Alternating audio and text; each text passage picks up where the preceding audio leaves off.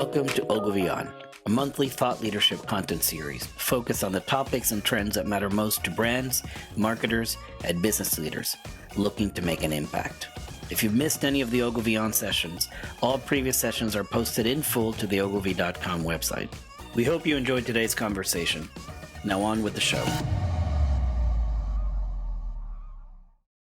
So with that, we'll get on to the main event. If you're in marketing, right, or sales, or really indeed any consumer-facing role or customer-facing role, indeed, there's a good chance that you're either working with influencers or at this point, kind of wondering why you haven't started. And it's a discipline that's been in hugely rapid evolution over the past years, and that pace of change continues. If you've had issues keeping up to date with what's going to be important in the world of influence in 2023, whether it's iCommerce, AI influence, then you're absolutely in the right place. We've got an all-star panel today from across the Ogilvy Influence team around the globe. And in order to introduce them and get the program started, I'm going to hand over to Rahul Titus, Ogilvy's Global Head of Influence. Rahul, over to you. Thank you, Paul. Hi, everybody. My name is Rahul Titus. I'm the Global Head of Influence at Ogilvy. I want to firstly start by saying thank you. I know it's a very busy season, so I really appreciate you taking the time out to listen to us talk about influencer trends. Keeping that in mind, we do have a star panel today for you talking about everything influence. As you go into planning season, think about what influencer marketing might look like for you. We've got a team right from North America all the way to Australia that will take you to some of the biggest influencer trends as we go into 2023. They will introduce themselves as they come on later. Before we start, just a quick note, the white paper that talks about all these trends are now live. So if you want to take these insights, read them through before bedtime, this is your time to do it. So I would take out your phone, scan the QR code that's on your screen, and then download that paper, because what we're going to touch on today is just the surface of absolutely amazing trends with actionable insights, case studies, videos, etc., that you can actually use as part of your 2023 influencer planning. So paper's now live, go and download it, and then we'll kick off. Great. So before we start, quick word. So if you don't know who we are Ogilvy Influence. We are the influence experts that sit as part of Ogilvy PR. As you'd expect, we are a full service influencer agency, full funnel, full service. We do absolutely everything, right from influencer strategy all the way to reporting and measurement. Some things that you might not have known about us. So we're actually the world's most awarded influencer marketing agency. We have been for the last 4 years in a row. And we've got 230 influencer experts from around the world. So not PR, not social, not marketing, not creative, but influencer people. So when we talk about influence, we'd like to think that we know what we're talking about. That's the hope anyways. But again, I'm going to play a quick video for you that really summarizes what we do for our clients and what we stand for. But before we do that, just a quick word for me in terms of what we do. So we talk about real people, real impact. And that is our new motto as we go into 2023. And there's a real reason for that, right? People trust people more than they trust brands, because influencer marketing allows us to connect with audiences in a way that no other marketing channel can, which is with authenticity. And that is why our new narrative that we're telling our people around the world is real people, real impact. After all, at a time when, you've got people holding a product, all the fake influencers you see on the world, it's real people that create culture. So for us, it was very, very important that our new narrative reflected the world we're living in. So we're going to play a quick video that actually summarizes all of that for you right now.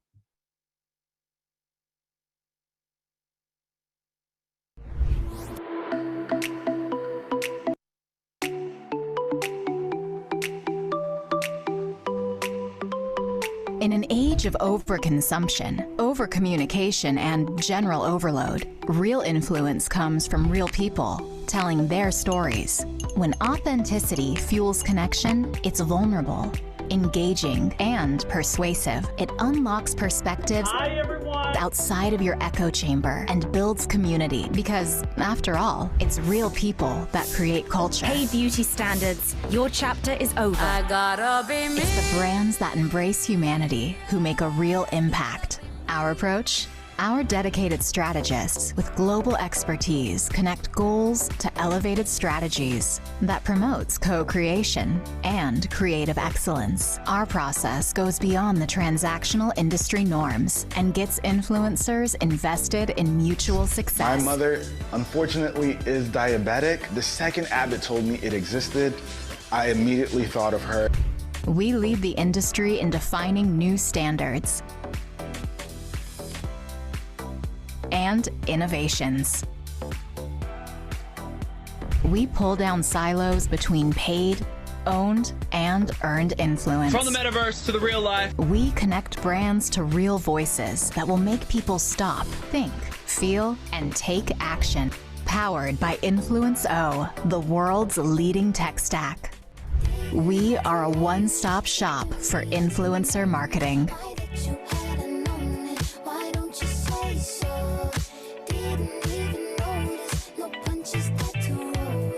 And the most awarded influencer agency globally. Let's amplify the voices of real people I thought I had that in the bag. to ensure brands meet their goals.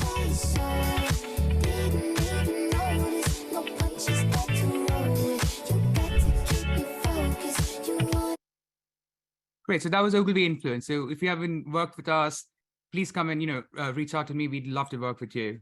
So we have a tradition, when we do our webinars. We actually, so this is our third webinar where we're actually predicting influencer trends for the next year. So every year we look at the trends from last year and we rate ourselves, give ourselves a scoring in terms of how we actually did. These were the 7 trends we actually predicted last year as things that will happen this year. And we're going to give ourselves an A, which is a good improvement from the B+ we gave ourselves last year, mainly because a lot of the things we actually spoke about actually did happen, right? So here's the 7 trends. I'm going to quickly talk you through these trends and then talk about, how that's actually happened in 2022. So one of the biggest trends we spoke about last year was creating culture and not just being a part of it. So brands really creating their own content calendar, not following the norm. So instead of just going for Christmas and New Year's Eve and Easter, really picking times that are culturally relevant for them as a brand. We saw a lot more brands do that in 2022. The second trend was don't be a bandwagon brand. Zig when others are zagging. Really taking your purpose messaging and then driving impact from it, mainly because people want to see their brands actually stand for something, have a cause, and actually do something about it. We saw a lot more brands this year take a stand and then showcase that they are part of the solution and not just part of the problem. The third one, and really important to all of us here at Ogilvy, is a piece of research we did last year, which is around the fact that more inclusive influence equals better results. In 2021, we saw a lot more brands try and become more inclusive, but they were not really sure how that actually impacts business performance. What we've seen now is that it actually works very well, very well. It actually works better. So 2022 was the year we also saw all our brands become much more inclusive in terms of casting, in terms of how they work with influencers, etc. And it's actually delivered for them. So that's a trend that absolutely came through, and we are very proud of that. The fourth trend we predicted is that experience is the new e-com. Again, e-com was a big buzzword this year, and you saw a lot of people start talking about using influencers as part of a full funnel journey. But what we saw happening is that it was very much a piece of influencer content with a click to buy. And what we were predicting is that that's not enough. You have to create an experience around the e-com solution that makes people want to buy. You can't just say click here to buy a product. Again, a lot of brands are learning as part of the e-com journey. You saw brands actually create an experience around what they're selling as part of their influencer marketing process. And again, it's driving traction and it's driving results. You're seeing influencer marketing as being part of a big full funnel solution. We spoke about the sleeping giant that is B2B influence, and I'll talk to this, and I'll talk to you about this in a sec. But we're seeing this happen a lot more. The metaverse. Obviously, there was no trends report from 2021, 2022 that didn't talk about the metaverse. We obviously spoke about it as well. We spoke about how influencers would be a way for brands to start activating in the metaverse and actually, dipping their toes in the water, seeing what works and what doesn't work.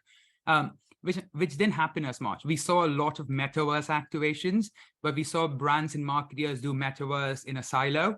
As a standalone activation. They didn't bring their influencers as part of their journey. That might change next year now that we know what the metaverse looks like, but that's something we didn't get absolutely right. And lastly, but most importantly, we said think system, not silos. Gone are the days where influencer marketing can be sat as a standalone separate channel. It doesn't deliver ROI. We said you will see marketeers start integrating it into everything else you're doing as part of full funnel activation to drive ROI.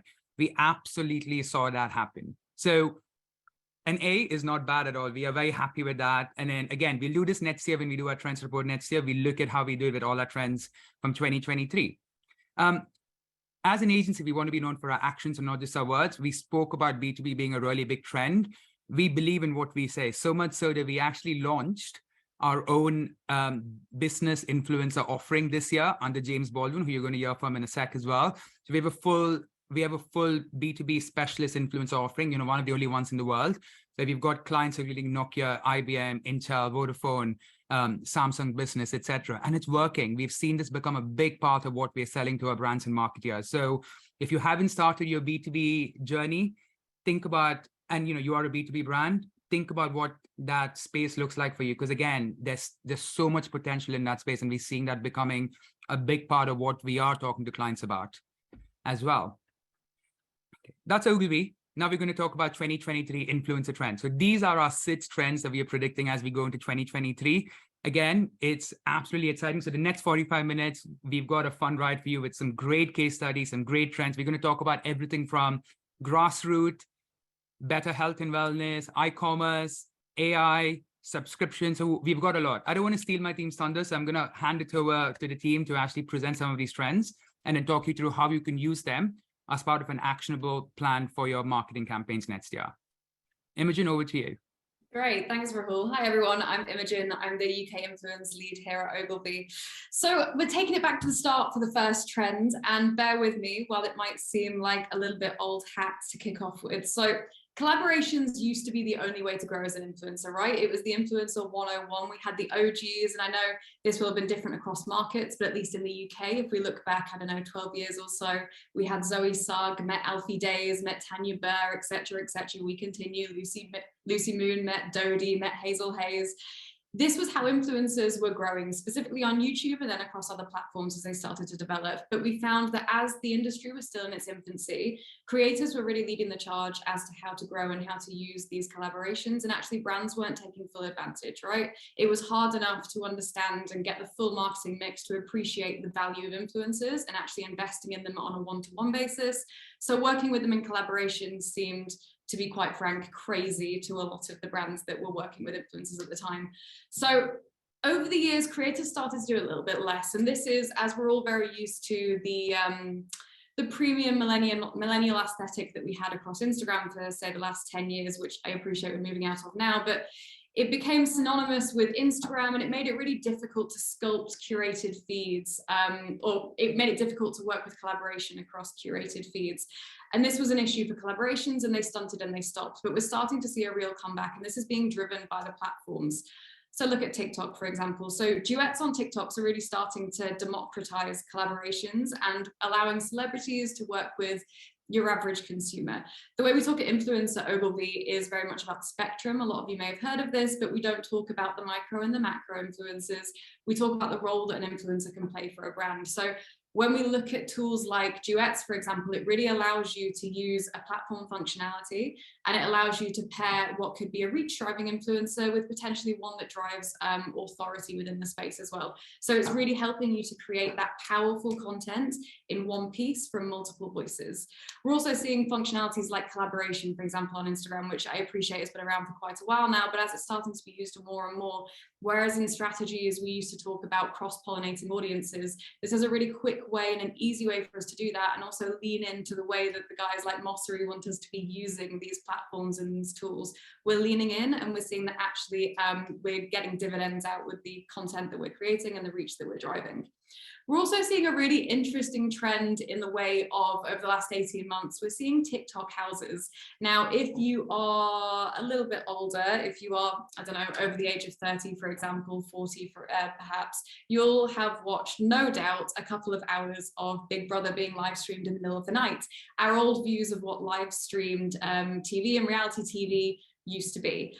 TikTok houses are the new iteration, for example, and the difference is, although reality TV isn't as successful these days, we're starting to see that via influencers, via the growth of Alpha and Gen Z generations, actually the difference is the onus and the ownership of these media platforms and outlets is sitting with the influencers. So the authenticity is coming to the forefront of the content that they're creating, and it's creating a far more few to one relationship rather than something that feels curated, and we've all become wise to the fact that it's completely fake. So these collaborations, either between brands and influencers or creators working together to create something new out of what wasn't previously existing, is a really interesting space to play in. And if we go on to the next slide, we have a few different ideas for how you can use this. So looking for influencers, not influencers. And this is something that we've spoken about for years. It's why we talk about influencer Ogilvy, not influencer marketing, is the fact that we need to shift the focus away from looking at influencers as individual people and toward wherever we find influence. And I always use the example of if you have your 80-year-old grandma at her bridge club with fancy neon nail polish, she is influencing all of her friends in bridge club to get that neon nail polish. It is still influence, it's just not in your traditional space. We're looking at pairing new partners to create something new as well. So this is about not just looking at going into one of your platforms or tools or databases to find a new influencer. It's about looking at how you can pair different types of influencers together. So we talked about duets earlier.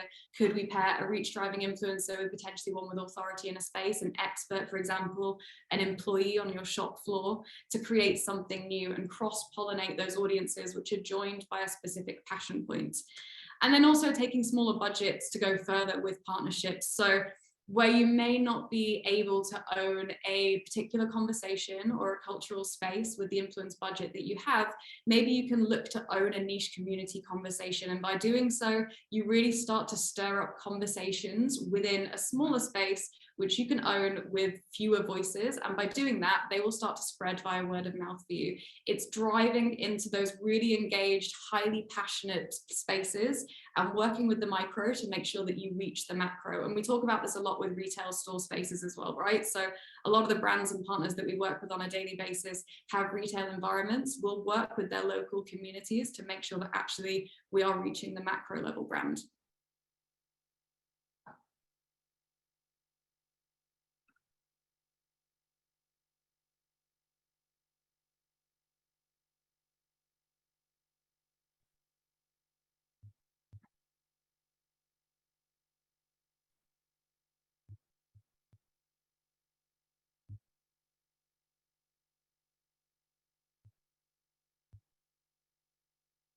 John, I don't think we can hear you, actually. Can you check your mic before we try again?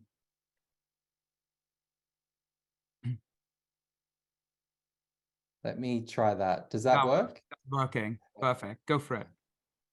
Hey, everyone. It's John here, coming to you bright and early from Sydney this morning. So Trend 2 is all about hyper-local influence and how it can really drive community impact.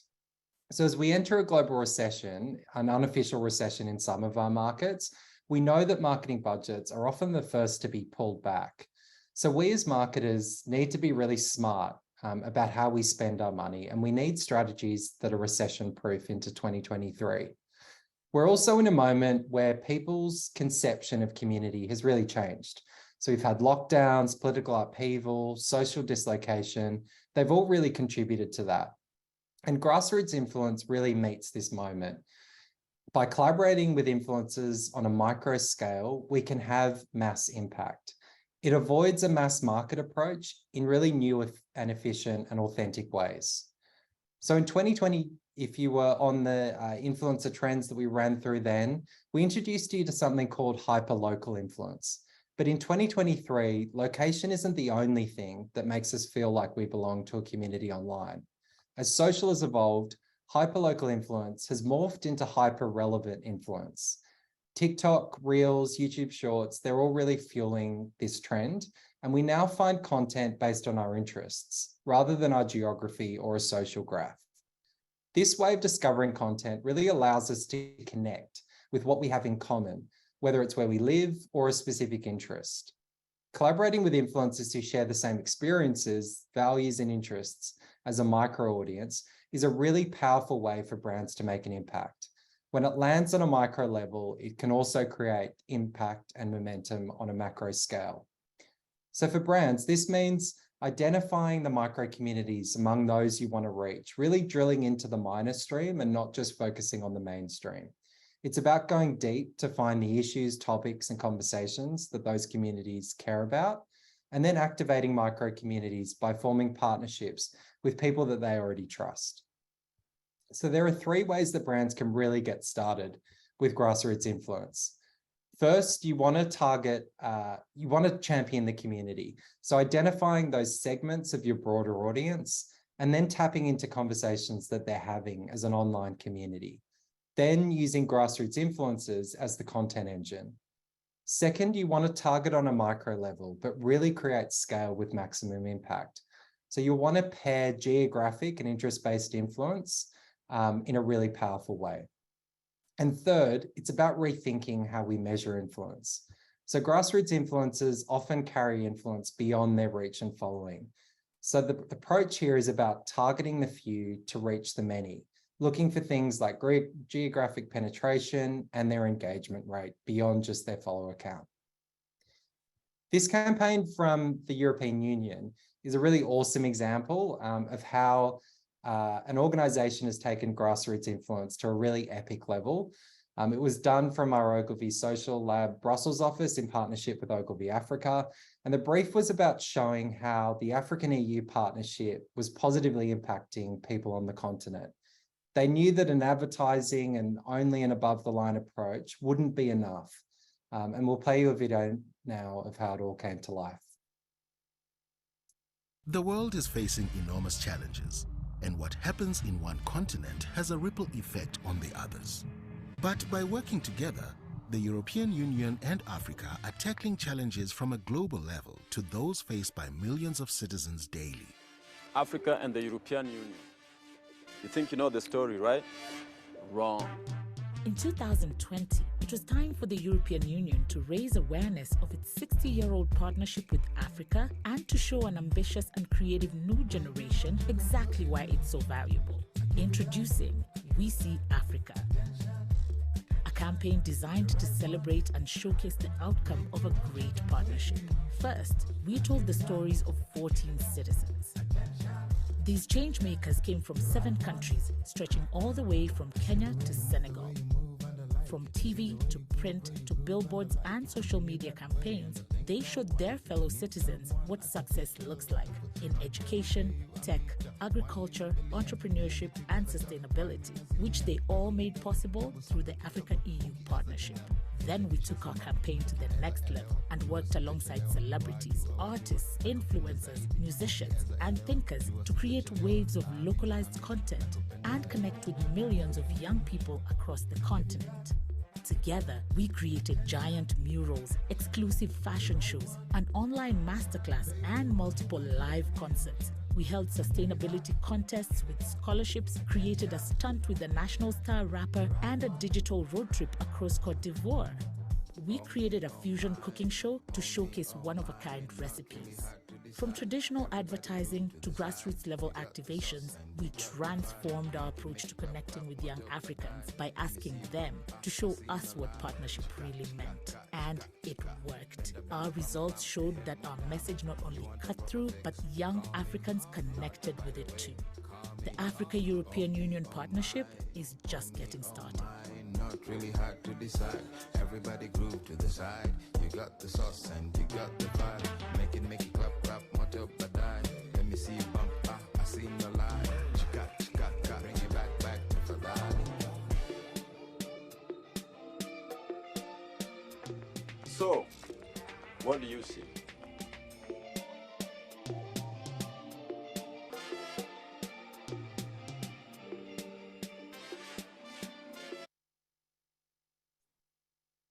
Awesome. Thanks, John.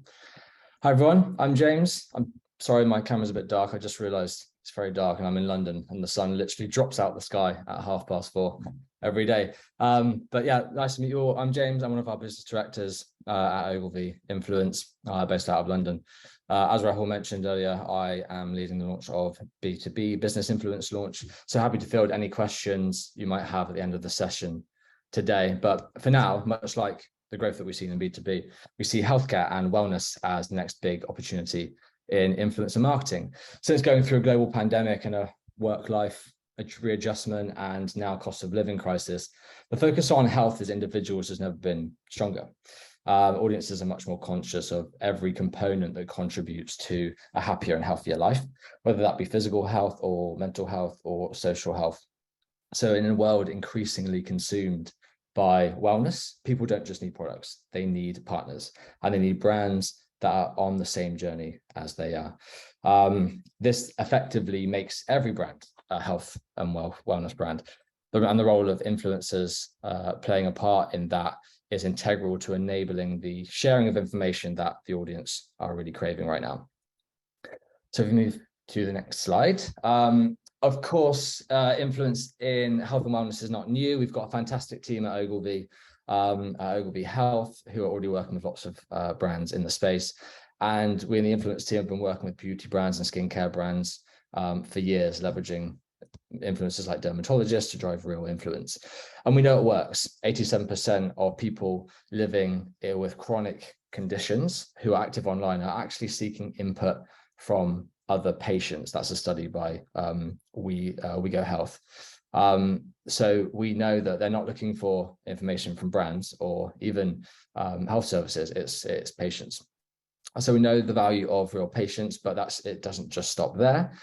We know that there is a huge spectrum of influence available and applicable for the health and wellness industry, from HCPs to doctors to dermatologists, nutritionists, any caregivers, and of course patients, all contributing to qualified opinions that build real trust. That's given the rise to what is now dubbed medfluencers.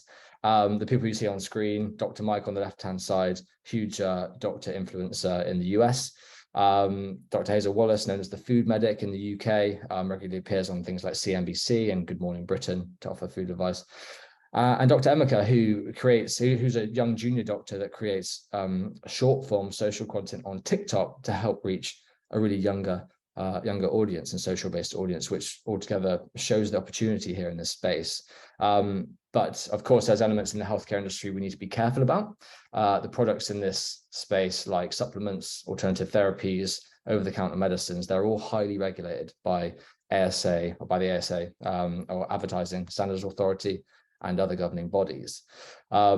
There's laws that vary from market to market as well. So everything is always different in different countries. So whenever you're activating in these spaces, make sure you contact your legal teams to do so.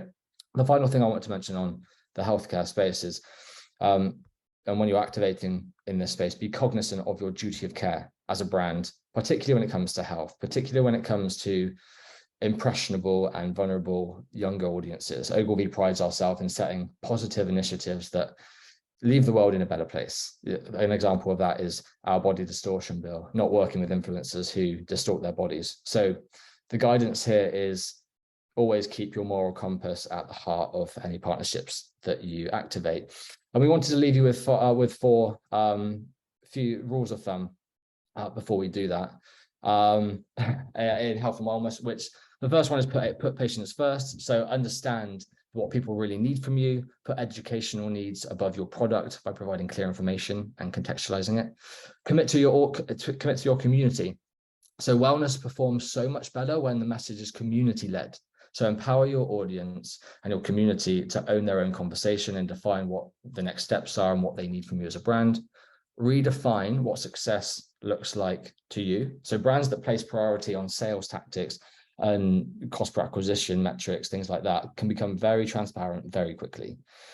Look at the real impact metrics that drive things like real awareness for important health messages or positive sentiment or community enablement.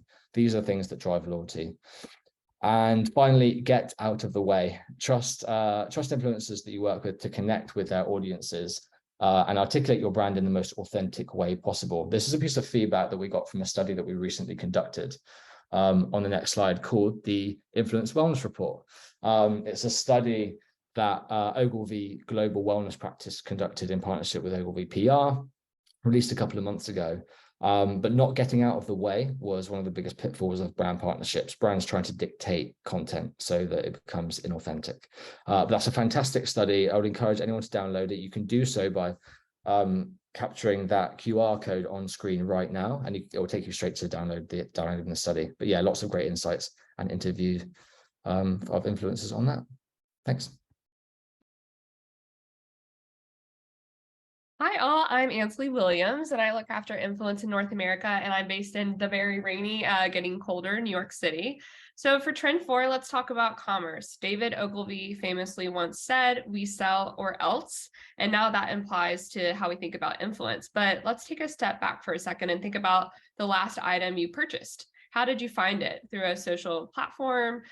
Did you follow a recommendation from someone you follow? If your answer was through social, you're in good company. Social commerce is big business, and we as consumers are buying in. On average, people spend 3 hours a day on social media, and sales via social media platforms are predicted to reach over $1 billion. Also this year, we saw that 80% of consumers made a purchase based on an influencer recommendation. That's huge. For influence, it's all a matter of ROI. One of the top questions we get asked as influence professionals is centered on the value of influence. Impressions and engagements have reigned for years, so more at the top of the funnel, but sales are becoming a key objective for influence, moving us lower down the funnel. And the approachability of influencers, as well as this personalized shopping experience, has really paved the way for our focus today, which is called iCommerce, defined as the intersection point of social commerce and influence. And 2023 is really set up to be our year of iCommerce. And why?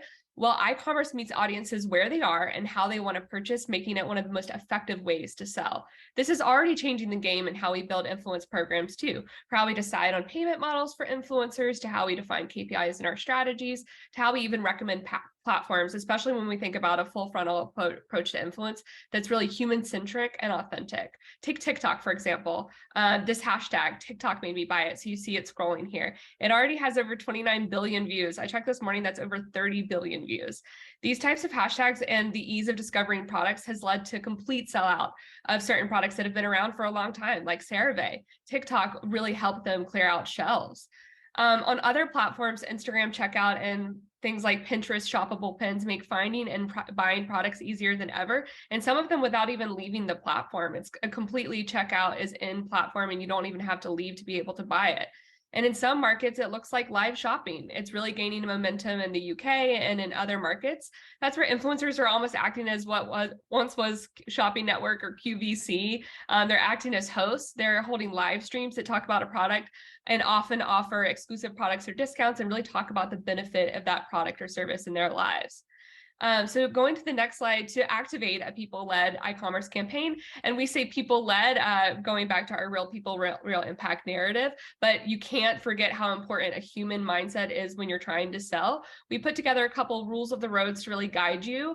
You can reference these in the paper and read a little bit more, but first, set goals. If you define what iCommerce is delivering for you upfront, whether that's sales through incentive like affiliate marketing or promotion of a product to a TikTok shop catalog, setting realistic goals will ensure there aren't too many surprises as you define what success means and when you deliver a wrap report or when you measure. Secondly, stop and listen before you round up the teams and start thinking creative, which I know is usually the first step. Do some social listening and glean audience insights on what content is driving sales already. What are people already buying and how are they buying it? Really dig into those case studies and see what people are interacting with and how they're buying. For example, search what people are talking about with the hashtag we just saw before. TikTok made me buy it if TikTok's your platform. And find your way in. This could be a good, better, best approach. Start small. Maybe it's establishing the functionality of coupon codes for your business or website and paving the way for a full-scale investment in affiliate marketing in the future. Speaking of affiliate marketing, negotiate with influencers. A creator rate is not a one-size-fits-all, and you have to think about a compensation model that makes sense when you're starting to think about commerce. For example, affiliate marketing is typically base pay. That includes things like licensing, likeness, and actually creating the content. to capped commission as well. Dig into this and think about both parties when making choices about pay and how it will also benefit the influencer that you're working with, and track everything. I've seen the best campaigns yield little future investment because we didn't have a measurement strategy in place that allows you and brings us to our final point, which is testing and learning. If live selling isn't working, try something else. Try affiliate marketing with branded content, try paid ads, try a TikTok shop catalog. If Instagram Reels aren't working and that's your main platform, try a different platform like TikTok. And to really bring this to life, we have a great case study video that will play next from Ogilvy as part of WPP OpenX for Coca-Cola. We launched a product in one of their creations innovations, a flavor called Bite, which is a pixel flavored drink. I won't spoil it, so let's roll the video so you can see more. Research showed that Coca-Cola was at risk among teens. To win over Gen Z customers and entice them with new, limited edition flavors, Coca-Cola launched its global innovation platform, Coca-Cola Creations, a celebration of innovation and the real magic of Coca-Cola across platforms, culture, and ideas all inspired by audiences. These flavors appealed to communities interested in concepts and experiences like space, gaming, music, and imagination. And for their second limited edition flavor, Coca-Cola launched Zero Sugar Bite, a beverage inspired by gamers that tasted like pixels.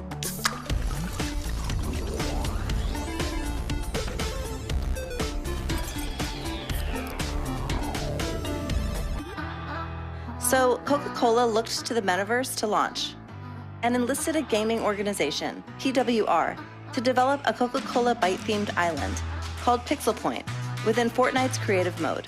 Today, Power has partnered up with Coca-Cola to bring you guys Pixel Point. We're gonna do the unboxing in 3, 2, 1. Oh my goodness. Pixel Point contained a host of exciting mini games and branded fun, which allowed Coca-Cola to showcase how Bite was a product born in the metaverse. But we also needed a launch strategy and a way to spread the word. To reach this network of gamers, we turned to influencers, creators, and celebrities to promote the launch to drive intrigue, engagement, and conversation on the Coca-Cola site, the only place to buy Bite. Today, we got a package in the mail. We worked with PWR to lock in our creators, including renowned Fortnite streamers Lachlan and Loserfruit, to create and share content. Coca-Cola is all about, creating and sharing experiences. We also partnered with Gen Z celebrity favorite, Finn Wolfhard, for a Coca-Cola Bite unboxing video. Let's taste the pixels. Our efforts were focused around 4 key moments. 1, a digital reveal of the product in the metaverse and the unveiling of the Pixel Point Fortnite Island.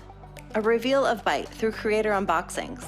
3, a celebration of the launch of Bite on Twitch, co-hosted by Loserfruit and Chandler Riggs from The Walking Dead, who were joined by 7 other popular gamers, building together a group from all over the world. Twitch featured the live stream on their homepage, where people tuned in to watch their favorite gamers. And finally, a last push to sell out Bite, where our influencers shared exclusive codes for free shipping. And then, Coca-Cola sold out of 50% of Coca-Cola Bite within 24 hours. Over the months-long campaign for this limited edition flavor, we helped Coca-Cola build goodwill and credibility among the gaming community and drove intrigue and ultimately sales of the new flavor in the US and LATAM.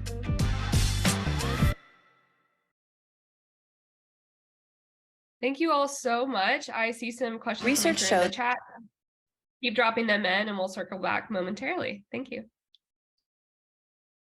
Hi, I'm Andrea Leclerc. I'm leading social and performance in Asia. I'm based here in Hong Kong.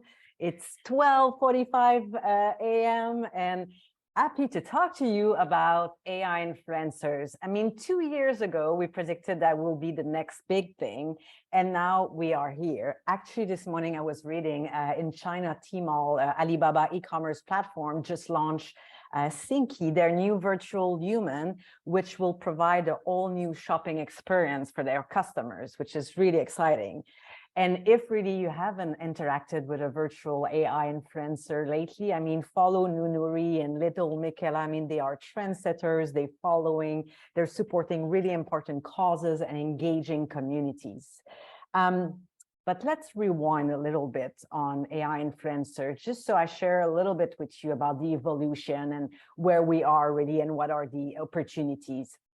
So the kind of first version that we had of AI influencers was the virtual influencers, where it was more like a chatbot function. We were using them for automated community management. But that moved into what we call the version 1.0, which was 3D and CGI generated, where they could have like campaign level interactions and then engagement to push trial and things like that. So this is an example. We've done some work in Vietnam with Unilever for Clear Shampoo, where we created this amazing virtual influencers based of a celebrity in Vietnam, Toc Tien. Then we move into the 2.0 version, where now with the technology, we're able to have like always on brand interactions, real-time engagement across social and digital environment. But now we're like even further than that, where they're really morphing into being AI brand advocates. And there's the opportunity really to have AI influencers to work across the funnel from awareness to loyalty, and really having also engagement not only in virtual worlds, but also physically. And the level of personalized content that's possible is really amazing. This is a great example from Vietnam. They've done a lot of work in that space for VP Bank, where again, out of a real personality, Ol Nok Ah, they created Ah Wonder, who was presenting and sharing 5 different versions of herself for the 5 different cards offering that they have at the bank. So really amazing, opportunity to use AI influencer to be creative, to engage people in a different way. And I mean, I don't think we have a better example than Lou of Magalu. So Lou have been created from scratch for Magalu, which is a big retailer in Brazil. And it actually won at Cannes this year gold for social and influencer. And that's really like one of the best example out there. And she's the largest influencer, virtual influencer in the world, to really show you, what's the possibilities. She's collaborating with people. I mean, she's really like a force to be reckoned. So let's watch the video.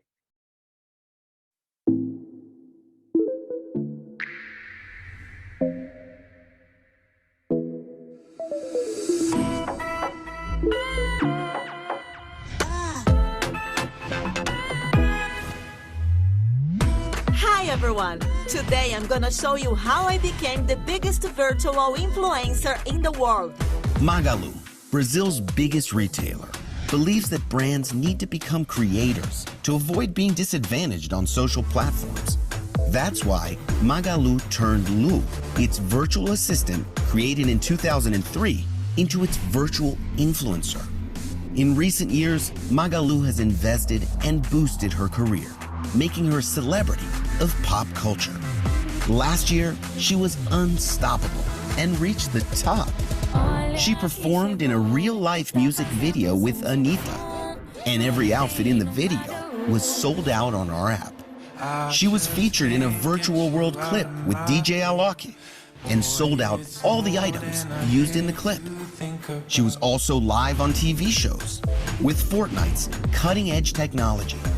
She's been hired and created content for some of the world's greatest brands, being the first virtual personality ever designed by Red Bull's official illustrator.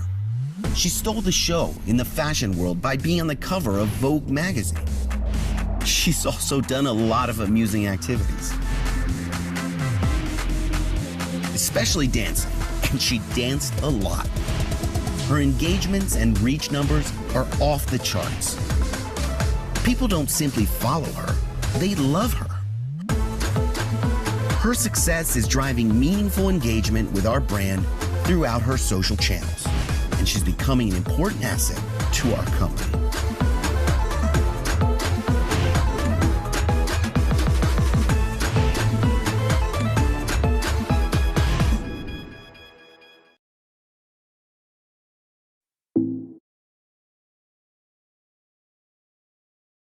Great, thanks Adrian.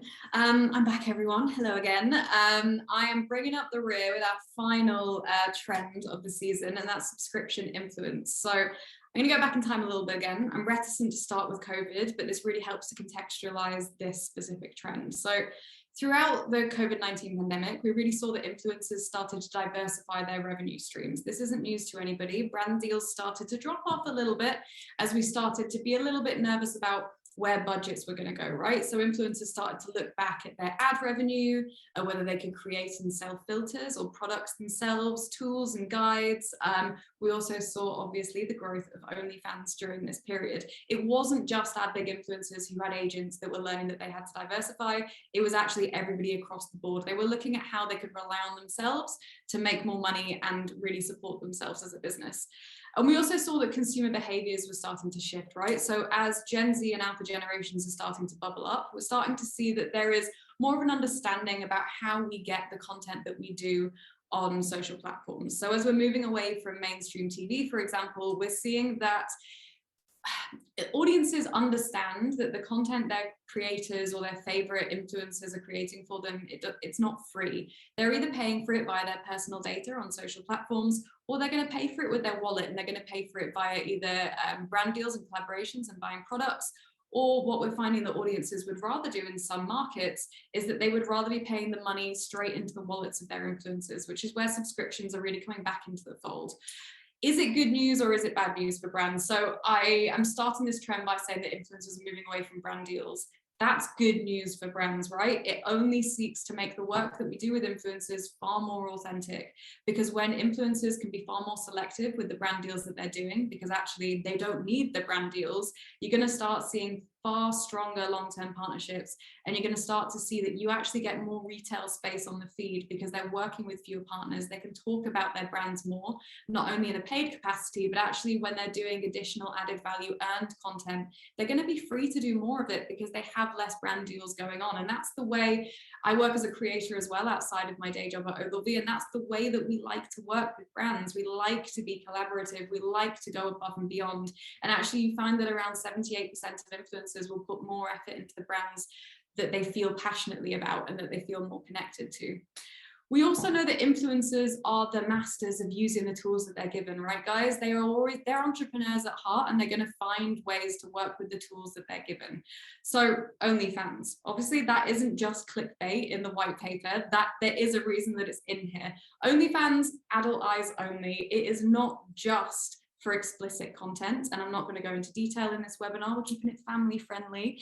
It is evolving outside of this. So OnlyFans TV, if anybody has seen it, is where OnlyFans is paying for predominantly teen-led content to be created in sort of a like Netflix funded TV series sort of content, for example. So they are creating more family appropriate content and starting to diversify what OnlyFans is as a brand. And as that starts to happen, you'll start to see influencers over the next 12 to 18 months migrating onto the platform to see how they can use the functionality of subscription. And actually, if anybody's seen the FT in the last few days, how they can start to use these merchandise selling tools to actually bring a closer connection to their audiences. And again, further diversify these revenue streams. One little question for you all to leave you to think on as well in this trend is, do we think this will start to wean away at our authenticity with our influencers? If they see their content and a direct correlation to the bottom line, will they start to shift their content purely towards this? Or will they stick with the authentic content that they're creating right now? Finally, on these three little points here as we rush through, so we still have a little bit of time for Q&A. Authenticity, not ads, right? So it's about long-term partnerships to get beyond the paywall. And this case study on the right-hand side that I'm afraid I don't have time to go through now, but when we're looking at business-to-business influence, for example, it's about looking at podcasts and that behind the paywall content to understand how we can reach a more niche and more defined audience via these subscription services. Staying true, so remembering that influencers can earn money away from brand deals. So it's about being specific with who you're talking to and really opening up a collaborative way of working with them to make sure that you're bringing more to the table than just money, right? It's about strong value exchange. And then finally, reaping what you sow. So be a subscriber in your influencers, invest in them, not only to show them that you're invested in them for the long term, but also so that you know the content that's going on behind those paywalls. You know the intimate relationships that they have with their audiences and those really invested audiences, so you can better adapt the content that you're working on with them. And I believe it's now got about 8 minutes for some questions. Yeah, so I think just to kind of quickly recap, so like I said, this trends piece just touches on the surface of what we can do and, what's in that paper. So I would highly recommend taking your phone out now, scanning that QR code, downloading the paper. It's not that long. It's actually really easy to read, and it's got some great videos, great case studies, great actionable insights in long form that you can actually take away as you start planning your 2023 marketing campaigns. We all know this. Influence is no longer an optional. It is a mandatory to get marketing and comms right in 2023. So make sure that you stay ahead of those trends. So the paper is now live. Please go and download it. We do have some time for questions. So Paul, I'm going to ask you to come back and then help us, go through some of the questions we have, and also all the panelists to come back on as well. Yes, indeed. There have been lots of very interesting and good questions across all of the trends. Why don't we start at the beginning with the Grassroots Influence trend, where there was a question around the We See Africa campaign and what the measurement approach for that campaign was. Sure. I mean, I can take that. In terms of the VC Africa campaign, it goes back to the trend from last year where we said think system, not silos. If you look at influencer marketing as a standalone on the side, you cannot measure effectiveness and showcase ROI. That's a fact. For influence to be measured properly and effectively, you have to integrate that into everything else we're doing. So the reason you see those results is because we did a brand uplift study and a brand uplift survey across everything we did. We looked at a measurement framework that actually looked at what we needed to plan for, which is outcomes, not outputs, right? And that's why we go to those results. So it is absolutely possible for you to track influencer results properly, like you saw in the EU campaign, but you have to plan for it. Awesome. On the health and wellness trend, how can luxury brands tap into this health and wellness trend? James, over to you. Hi. So essentially, it's the whole world is trying to jump on health and wellness, and like I said in the piece, every brand is now a wellness brand. So the way you can look at it is if you can find some way of giving a positive impact into someone's life, and whether that be social health or mental health, if brands want to come at this position from a place of happiness and creating a more well-rounded life, health and wellness is all part of that journey, essentially. Exactly. I think just to add to that, I think you just have to create a positive impact in people's life. And if you as a brand, be it a luxury brand, be it a startup brand, be it a big FMCG, as long as you're creating value and adding value to that person's life, you should be a wellness brand. And I think if you start that journey from there, every brand is a wellness brand. And Rahul, you touch on an important question and one that came up a couple of times, and that is that a few folks asking about how they can get involved in making influence work for them when they don't have the kind of scale of some of the cases that we saw today.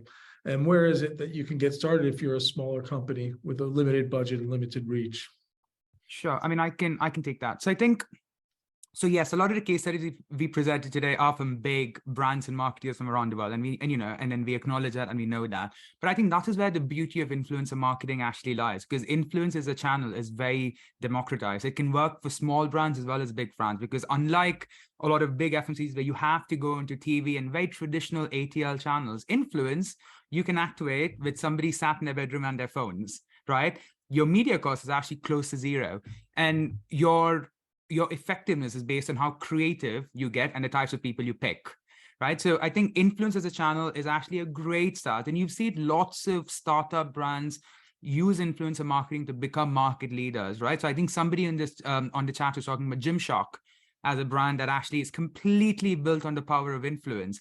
And there's many, many case studies of that around the world. So I think if you get your influencer conversation right, irrespective of budget, you can make that work effectively for you as part of your marketing mix, or be the only channel in your marketing mix.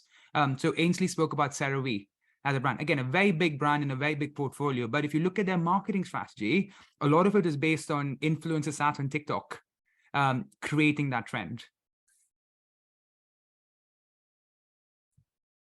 AI influencers. Will AIs eventually replace real human influencers for once and for all? I know Andreen's got a whole paper on this. Over to you, Andreen. Yeah. I don't think they will replace real human. I think they're a complement. And really, when you create a brand influencer, it's created from a brand, and it's a platform that it can use over time. So I think you will have an influencer for some purpose, and you collaborate with some real influencer from others, and they bring some different things to the table. So that will be my short answer.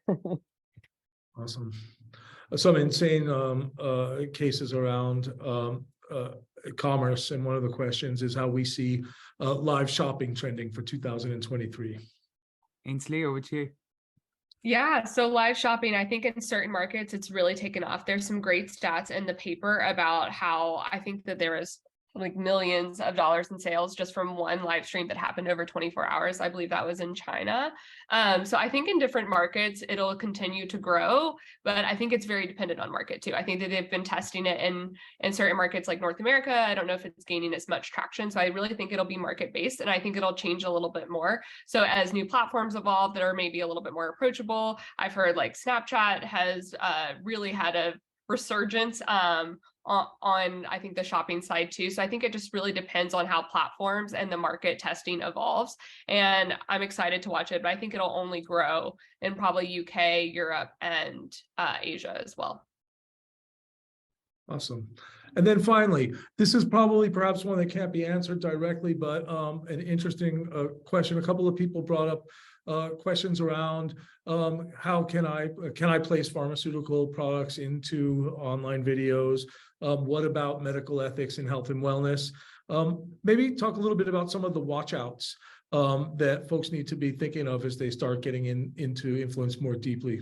Sure. Let me start off with that, and James definitely add in. I think first and behold, like, you know, at the very start, when we talk about health and wellness influence and actually how you create an impact in that space, I think as James was saying, we have a duty of care as marketeers.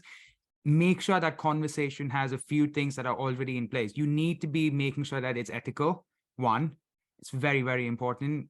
Again, we have a duty of care and we cannot supersede that. And I want to be categorically clear about that. Secondly, we need to be following the regulations and the guidelines in place in all these markets. Each market has very different guidelines, and we should be following them. This is why, you know, Ogilvy is a great agency to look at your health influence, for example, because we've got Ogilvy Health, we've got years of expertise in the regulations, so we know how to make influence work ethically within that space. But that's not to say, you know, that's the be all and end all. So I think really start that journey with being absolutely clear in terms of what you can and what you can't do, and do not break those rules, because influence is a channel where it's very easy to cross our border, and you have to be very careful what you do, because we know, you know, influence lives at the speed of TikTok, and you get that feedback loop in 7 seconds. So you have to be very, very careful. James? Yeah, just to add to that, there's two things I'd watch out. One, working in the space is all about clarity. It's all about disclosure. So all of the normal advertising and influencer rules that you'd expect to see on adverts, i.e. #ad, they obviously need to be there, but it's also being very, very clear about what your product can or cannot do. Insert the small print in everything. That helps be as clear as possible. It means you're not misleading anybody. Also, when you're selling these products, you have to ensure that both you as a brand and the influencer that you're working with have the license and are legally allowed to talk about this. So i.e. legal professionals, if they work in that space, they all have to be certified to be able to talk in this space. The additional thing is, because the world is so switched on and it does move so quickly, if your ethics aren't true, if they aren't looking after your audience, you will be called out if you don't get that right. People aren't stupid, and they will definitely hold you to account of those strong ethics. So ethics need to be the foundation of everything that we do. Awesome. And with that, this conversation could go on for another hour easily.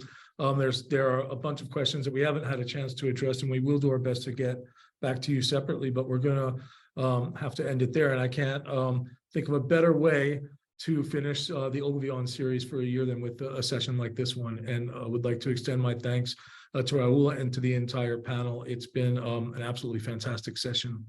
Do download the report. You will get a link within 24 hours that will link you to the recording for those that have asked about that. And unless there's anything else, I just wish everybody a great holiday season and see you in 2023.